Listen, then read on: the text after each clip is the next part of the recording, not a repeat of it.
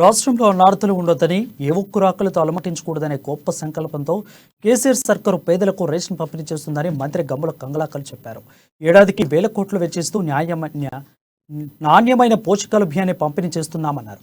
ఎట్టి పరిస్థితుల్లోనూ రేషన్ ధరలకు ఇబ్బందులు రానివ్వద్దని పౌర సరఫరాల కమిషనర్ వి అనిల్ కుమార్ ఉన్నతాధికారులకు మంత్రి గంగుల కమలాకర్ సూచించారు.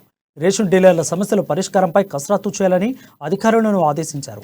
ఈ నెల 22న రేషన్ డీలర్ల సమావేశమవుతామని సమ్మె ఆలోచన విరమించుకోవాలని డీలర్లకు మంత్రి గంగుల కమలాకర్ సూచించారు.